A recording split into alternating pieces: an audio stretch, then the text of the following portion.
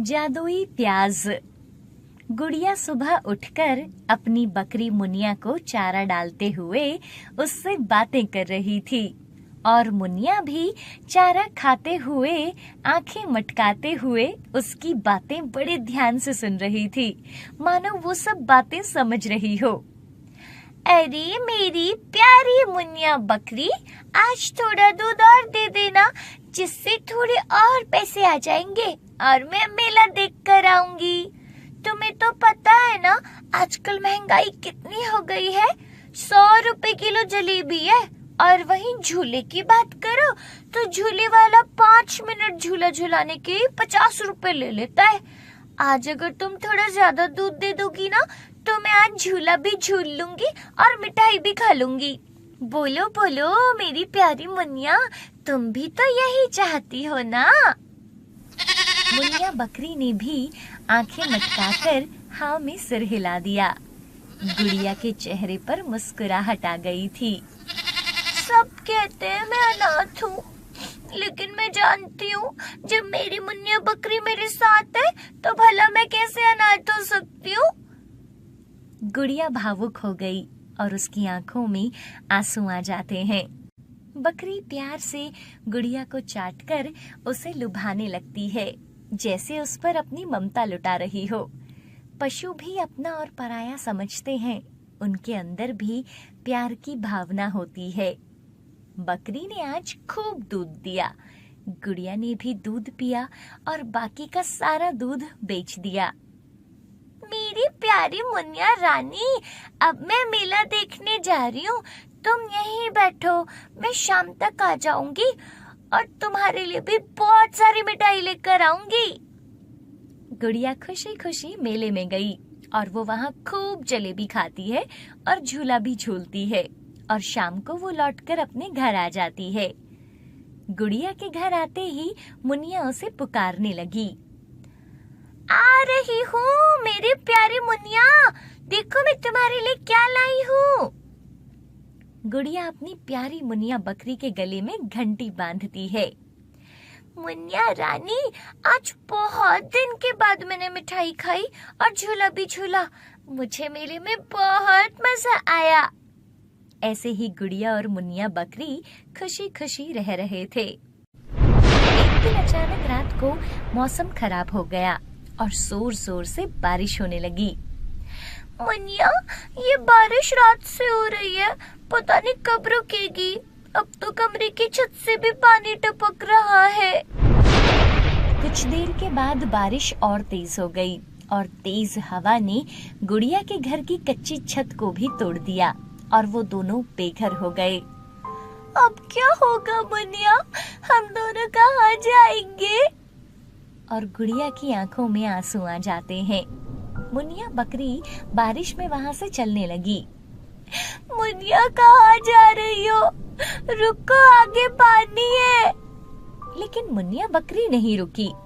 गुड़िया भी मुनिया की पूंछ पकड़ लेती है और बकरी के पीछे पीछे चलने लगती है और चलते चलते मुनिया बकरी गुड़िया को लेकर एक ऊंचाई वाले स्थान पर पहुंच जाती है।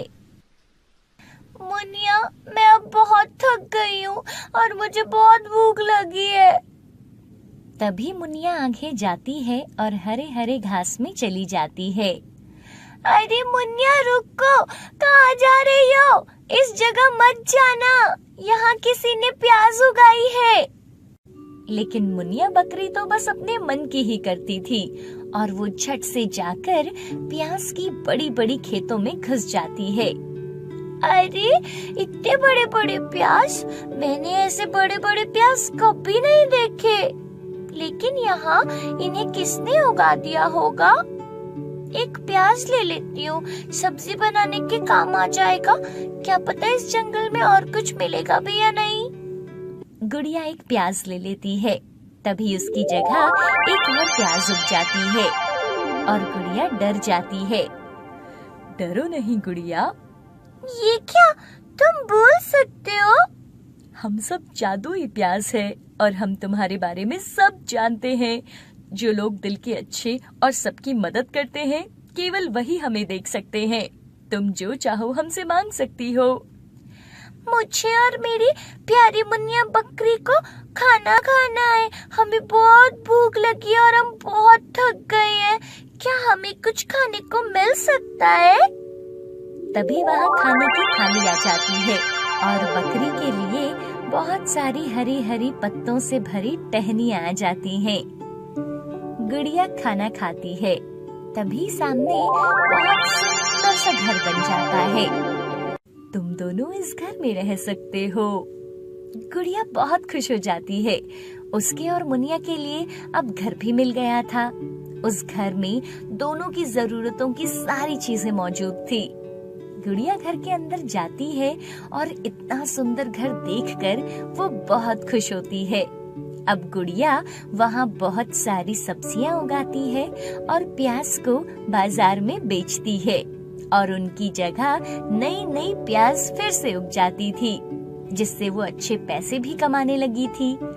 लोगों को गुड़िया के लाए हुए बड़े बड़े प्याज और बाकी की सब्जियाँ बहुत पसंद आती थी। गुड़िया जैसे ही बाहर जाती है, लोग उसके बड़े बड़े प्याज और सब्जियों को देखकर उसी वक्त उससे वो सारी सब्जियां खरीद लेते थे। मुन्निया, यहाँ सब कितना अच्छा है। इस जादुई प्याज ने हमारी पूरी दुनिया ही बदल दी।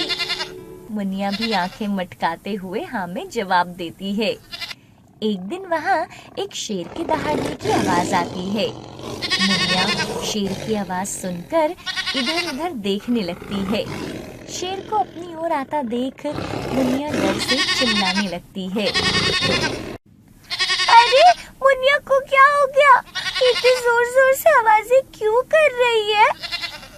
गुड़िया देखती है कि एक शेर मुनिया की तरफ तेजी से आ रहा था और उसे झपटा मारने ही वाला था कि सामने से एक जोरदार डंडा शेर के सर पर लगता है और शेर जमीन पर गिर पड़ता है और फिर वो उठकर दूसरी ओर भाग जाता है। तुम दोनों ठीक तो हो ना? अब ये शेर यहाँ कभी नहीं आएगा। तुम्हारे होते हुए हमारा कोई कुछ नहीं बिगाड़ सकता। तुम्हारा बहुत बहुत शुक्रिया जादुई प्याज। शुक्रिया क्यों? तुम्हारे यहाँ आने से तो हम लोग बहुत खुश हैं। पहले यहाँ हमसे बात करने वाला कोई नहीं था, लेकिन जब से तुम दोनों यहाँ आए हो, हम सब लोग भी बहुत खुश हैं।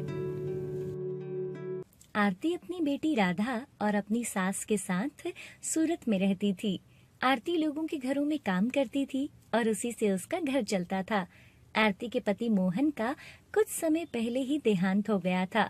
मोहन के जाने के बाद अब आरती ही घर का खर्च उठा रही थी। माँ जी, आज मुझे काम पर जल्दी जाना है। वो मोहिनी मैडम के यहाँ किसी खास रिश्तेदार की शादी है, तो आज उनको शॉपिंग के लिए कहीं जाना है, इसलिए मुझे जल्दी काम खत्म करके आना होगा। मैंने खाना बना के रख दिया है, आप और राधा खाना खा लेना। चलो अभी मैं चलती हूँ। ऐसा कहकर आरती काम पर चली जाती है। आरती जिस मोहिनी मैडम के घर में काम करती थी, वो बहुत अमीर लोग थे और वो दिल की भी बहुत अच्छी थी। कुछ देर के बाद दादी आरती को आवाज लगाती है। राधा, ओ राधा, कहाँ चली गई? पता नहीं कहाँ चली जाती है ये लड़की। तभी घर के पीछे से आवाज आती है। जी दादी जी, मैं यहाँ हूँ। तू फिर वहाँ चली गई? जब देखो इस मेहंदी के पेड़ पर लटकी रहती है। चल नीचे आ, मेरे साथ काम में मदद करा। दादी, मुझे आज मेहंदी लगानी है, इसलिए मेहंदी के पत्ते उतार रही हूँ। आप माँ को बोल दो ना। आरती काम पर चली गई है, तू जल्दी इधर आ। पता नहीं ये लड़की कब सुधरेगी। आरती के घर के पीछे एक बहुत बड़ा मेहंदी का पेड़ था, जिसे उसकी दादी ने लगाया था और अब वो पेड़ बहुत बड़ा हो गया था। राधा जब छोटी थी तब वो अपनी दादी और अपनी माँ को त्योहार के समय मेहंदी लगाते हुए देखती थी, इसलिए अभी राधा भी पेड़ से पत्तियां उतारकर उन्हें अच्छे से कोन में भरकर रख लेती थी और उसके बाद अपने हाथों पर मेहंदी लगाती थी। राधा को मेहंदी लगाना बहुत पसंद था। तभी अचानक एक चीखने की आवाज सुनाई देती है। आह मम्मी! क्या हुआ राधा? जब राधा की दादी घर के पीछे जाकर देखती है तो राधा पेड़ से नीचे गिरी हुई थी। हे भगवान, ये लड़की ने कुछ तुड़वा लिया होगा अपना। कहाँ लगी, दिखा मुझे। अरे दादी, कुछ नहीं हुआ, मैं बच गई। वो नीचे उतरते समय पैर फिसल गया और मैं धड़ाम से नीचे आ गई। कुछ हो जाता तो। अब दांत निकाल रही है। चल उठ, मेरे साथ चल। दादी, मेरी मेहंदी के पत्ते बिखर गए, आप जाओ, मैं इन्हें इकट्ठा करके आती हूँ। दादी वहां से चली जाती है और राधा सारे पत्ते इकट्ठे करती है और उन्हें पीस लेती है। ऐसे ही शाम हो जाती है। आरती भी काम करके घर आ गई थी। जब वो खाना खाने के लिए राधा को बुलाती है, राधा जल्दी आजा, खाना खा ले। तभी राधा उनके पास आती है। माँ, मैंने तो हाथों में मेहंदी लगा ली। अरे ये लड़की तो पागल हो गई है, इसे मेहंदी के अलावा और कुछ नहीं सूझता। जब देखो हाथों में मेहंदी लगाकर घूमती रहती है। चल हाथ धो ले और खाना खा ले। माँ, क्या आप भी? मैंने इतना सुंदर डिजाइन बनाया है और आप बोल रही हो कि मैं हाथ धो लूं? राधा अपने हाथ अपनी माँ और दादी को दिखाती है। मेहंदी तो सच में बहुत सुंदर लगाई है। अरे वाह राधा, तुमने तो पार्लर वालों से भी सुंदर मेहंदी लगाई है। माँ चलो, अब आप मुझे अपने हाथों से खाना खिला दो। फिर आरती अपने हाथों से राधा को खाना खिलाती है। अगली सुबह आरती की सास की तबीयत खराब हो जाती है। अरे माँ, आपको तो बहुत बुखार हो गया है, आपको तो अस्पताल लेके जाना होगा। आरती मन में सोचती है कि आज राधा को वो काम पर भेज दे। आरती जब राधा के पास जाती है और देखती है कि राधा फिर से मेहंदी के पत्ते पीस रही थी। राधा, तो ये मेहंदी के पत्ते छोड़, माँ जी की तबीयत बहुत खराब है, उनको बहुत तेज बुखार हो गया है, मैं उनको अस्पताल लेकर जा रही हूँ। आज तो मेरी जगह मोहिनी मैडम के घर पे काम पर चली जा और ध्यान से काम करना। बस माँ, सारे पत्ते पीस गए हैं, मैं अभी जाती हूँ। आरती अपनी माँ को डॉक्टर से चेक करवाती है और उनका ध्यान रखती है, और दूसरी तरफ राधा भी मोहिनी मैडम के घर पर सब अच्छे से काम कर रही थी। तभी राधा को मोहिनी मैम की आवाज सुनाई देती है। वो फोन पर किसी से गुस्से से बोल रही थी। देखो, मैं तुम्हारा पार्लर बंद करवा दूंगी। तुम लोग ऐसे मौके पर मुझे मना कैसे कर सकते हो? मैं तुम लोगों को नहीं छोड़ूंगी। और वो गुस्से से फोन काट देती है। राधा उनको परेशान देखकर उनके पास जाती है और पूछती है, क्या हुआ मैडम जी, आप इतनी परेशान क्यों हो? मुझे कल शादी में जाना है और मैंने आज घर में पार्लर वाली को बुलाया था मेहंदी लगवाने के लिए, लेकिन ऐन मौके पर इन्होंने मुझे मना कर दिया। बोल रहे हैं कि शादियों की वजह से पार्लर में बहुत लोग आए हुए हैं, इसलिए वो यहाँ आकर मेहंदी नहीं लगा सकते। मैडम, अगर आप चाहें तो मैं आपको मेहंदी लगा सकती हूँ। क्या, तुम और मेहंदी? हाँ मैडम जी, मैं बहुत अच्छी मेहंदी लगा लेती हूँ। मैंने 2 दिन पहले ही अपने हाथ में मेहंदी लगाई थी, ये देखो। आप चिंता मत करो, मैं आपको बहुत अच्छी मेहंदी लगाऊंगी। मोहिनी को राधा की मेहंदी अच्छी लगी। मैंने कल घर पर कुछ मेहंदी के कोन बनाए थे, मैं वो लेकर आती हूँ। मोहिनी अपनी ड्राइवर को राधा के साथ भेज देती है और वो दोनों घर से मेहंदी लेकर आते हैं। राधा मोहिनी मैडम के हाथों पर बहुत सुंदर डिजाइन बनाती है। राधा ने जो मोहिनी मैडम के हाथों पर मेहंदी लगाई थी वो बहुत सुंदर थी। राधा, तुमने तो बहुत सुंदर मेहंदी लगाई है, ऐसे सुंदर डिजाइन तो पार्लर वाले भी नहीं लगाते। तुमने तो कमाल ही कर दिया। ये लो तुम्हारी मेहनत। नहीं मैडम जी, मैं ये नहीं रख सकती। अरे क्यों नहीं रख सकती? ये तो तुम्हारी मेहनत की कमाई है। मेरी उस पार्लर वाली के साथ 1100 रुपए की बात हुई थी, वो तो आई नहीं मेहंदी लगाने। अब मुझे तुमने मेहंदी लगाई है तो ये पैसे तुम्हारे हुए ना। फिर राधा वो पैसे रख लेती है और मोहिनी ड्राइवर को राधा को घर छोड़ने को बोलती है। राधा आज बहुत खुश थी क्योंकि उसे पहली बार किसी काम के लिए इतने पैसे मिले थे। राधा घर पहुंचकर पैसे अपनी माँ को देती है।